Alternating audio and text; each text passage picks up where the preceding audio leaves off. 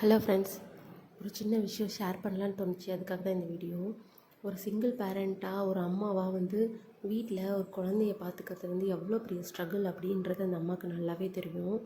House hold ஒர்க்கையும் பார்த்துட்டு, குழந்தைங்களையும் பார்த்துட்டு, அவங்களுக்கு ஃபீட் பண்ணிவிட்டு, அவங்களுக்கு தேவையானதையும் செஞ்சுட்டு, வீட்டில் இருக்க அத்தனை வேலையும் செஞ்சுட்டு இருக்கிற ஒரு ஸ்ட்ரகிள் அவங்க அம்மாவுக்கு அது நல்லாவே தெரியும். அதுவும் ஒரு குழந்த இருக்கும்போது அதை பார்த்துக்கிறதே கஷ்டம். இதுவே 2 குழந்தைங்க இருக்குது அப்படின்னா, அந்த குழந்தைங்கள பார்த்துக்க 2 குழந்தைங்க பார்த்துக்கிட்டு மற்ற வேலைகளை செய்கிறது எவ்வளோ பெரிய கஷ்டம் அப்படிங்கிறது அவங்க அம்மாவுக்கு நல்லாவே தெரியும், ஒரு அம்மாவுக்கு.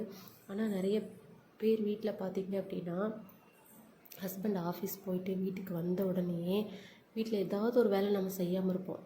அதை பார்த்துட்டு, இதை கூட செய்ய மாட்டியா அப்படின்னு ஒரு வார்த்தை கேட்பாங்க.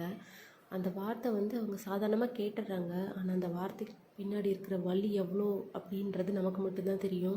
ஏன்னா நம்ம வீட்டில் சும்மாலாம் இல்லையே, குழந்தைங்களையும் பார்த்துட்டு எல்லா வேலையும் நம்ம செஞ்சுட்டு தானே இருக்கோம்.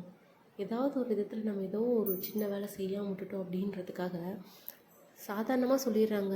ஏன் அதுதான் எனக்கு புரியல. இந்த ஹஸ்பண்ட்ஸ் ஏன் அதை புரிஞ்சிக்க மாட்டேங்கிறாங்க? வீட்டில் தனியாக இருக்கா, தனியாக தான் எல்லா வேலையும் பார்க்குறா, குழந்தைங்களையும் பார்த்துக்கிறா. அப்படி இருக்கும்போது நாம் இந்த மாதிரி ஒரு வார்த்தை சொல்லலாமா அப்படின்றது அவங்களுக்கு ஏன் அது புரிய மாட்டேங்குது? அவங்க பாட்டுக்கு சாதாரணமாக சொல்லிடுறாங்க. அந்த வார்த்தை எவ்வளோ ஹர்ட் பண்ணுதுங்கிறது அவங்களுக்கு ஏன் அது புரிய மாட்டேங்குது? இல்லை தெரிஞ்சு வேணும்னே கேட்குறாங்களா, கஷ்டப்படணும்னு கேட்குறாங்களான்னு எனக்கு புரியலை. ஆனால் ஒரு அம்மாவாக அந்த இடத்துல இதை கூட செய்ய மாட்டியா அப்படின்னு அவங்க ஹஸ்பண்ட் நம்மளை கேட்கும்போது அது ரொம்ப மனவேதனையை கொடுக்குது.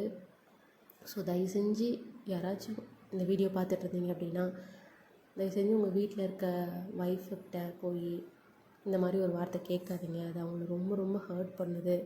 ஸோ தயவு செஞ்சு கேட்காதீங்க. நீங்கள் அவங்களுக்கு போய் எந்த ஒரு ஹெல்ப் பண்ணலனாலும் பரவாயில்ல, தயவு செஞ்சு அவங்கள கொத்தம் சொல்லாமல் இருங்க. என் வீடியோவை இவ்வளோ நேரம் பொறுமையாக பார்த்ததுக்கு ரொம்ப ரொம்ப தேங்க்ஸ். சேனலை சப்ஸ்கிரைப் பண்ணி